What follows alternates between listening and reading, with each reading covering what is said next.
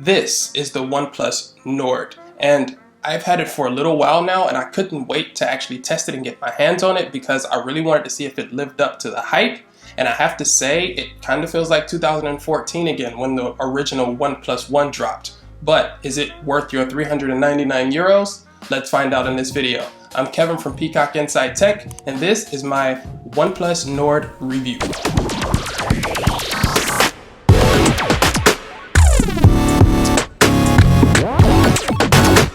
OnePlus talked a lot about the design of this phone at the press release, and I have to say I really like this new marble blue color that represents the Nord brand, and it also comes in a gray onyx or onyx gray, but this is definitely my favorite color of the two. I don't know about you guys, but I feel like every mid-range phone looks the same in 2020 with this vertical row of cameras on the back, but maybe it's just me. Nevertheless, the OnePlus Nord looks pretty premium in my opinion. Even though it has this glossy back finish, you can't really see the fingerprints. I don't know if it's because of the color, but they don't show up as much on this back. It also feels really well built, and it has a good weight to it, and it has a Gorilla Glass back, but the frame is actually made of plastic, but you can't tell because it's made to look and feel like metal.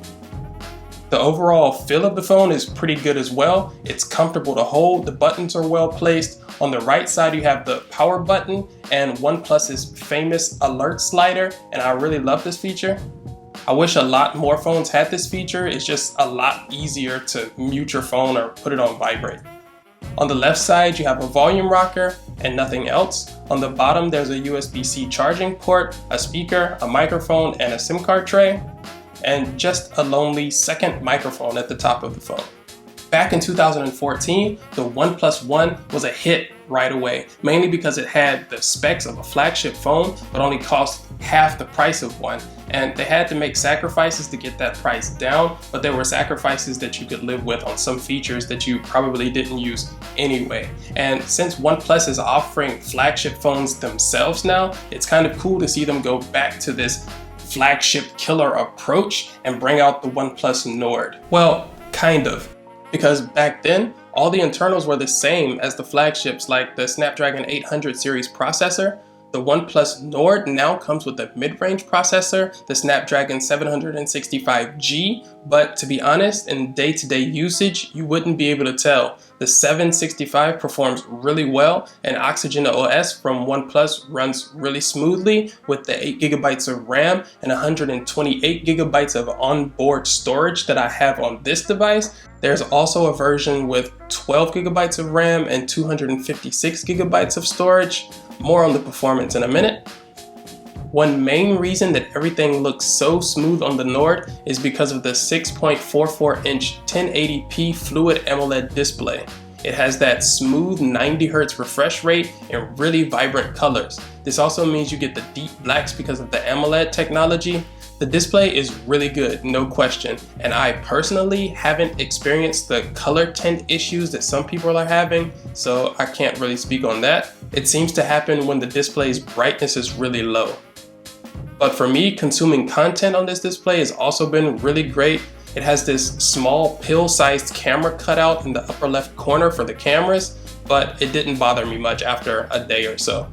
There is also an in-screen fingerprint scanner that's also really fast and reliable. I haven't had any problems with that at all. On the back of the phone, you get this quad camera setup, and it consists of a 48 megapixel primary camera, 8 megapixel ultra wide camera, 5 megapixel depth sensor, and a 2 megapixel macro camera.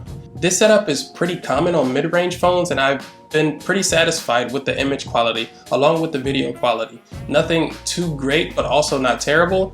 You can get some really good shots with these cameras in really good lighting conditions, but I think the Google Pixel 4a might be the better choice for photography at this price point.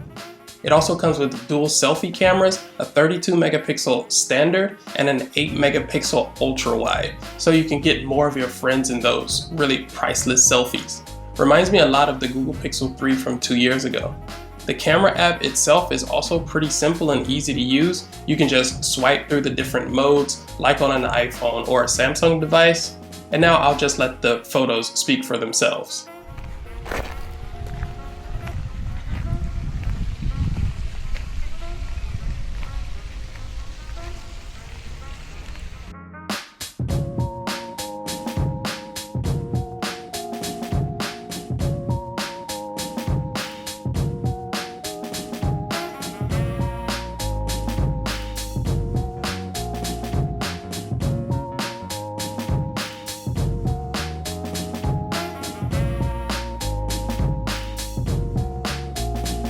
told you that the Oneplus Nord comes with the Snapdragon 765G processor, which is more of the mid-range processor, but I promise you I wouldn't have known if I didn't read the spec sheet. I mean, comparing this to my Xiaomi Mi 10 Pro, I couldn't tell the difference, and the Mi Pro has a 865 built in.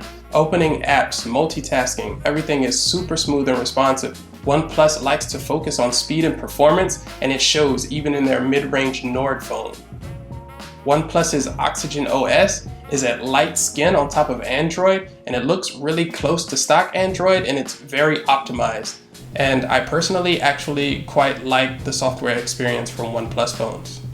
So lately, a lot of my viewers have been asking me to test mobile gaming on the devices that I test. So I took the OnePlus Nord and I sat down and played a couple hours of mobile games like Call of Duty Mobile and PUBG. And I have to say the experience with the Snapdragon 765G was really good. Everything worked smoothly, there were no stutters or hiccups, and after about an hour of playing the game, the phone was just a little warm. It wasn't too hot, and I felt like that I could play even longer without the phone getting too hot.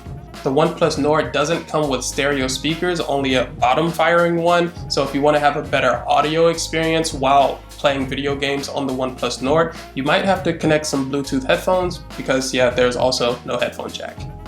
There is also a gaming mode to help control what notifications come in and help with things like the graphics performance. It optimizes the graphics so that the games run a little bit more smoothly. And from my testing, it works really well. You can also play those games for a long time too without charging because the Nord comes with a big 4115 milliamp battery, and the battery performance with the phone has been really good as well. With my mixed usage, I've been getting around 1 to 1.5 days of battery life, and that's pretty impressive considering that it has a big 90 Hertz display. And if you do happen to drain the battery, you can charge it back up really fast because the Nord comes with OnePlus's 30-watt warp charge in the box, and it claims to charge the phone from 0 to 70% in about half an hour.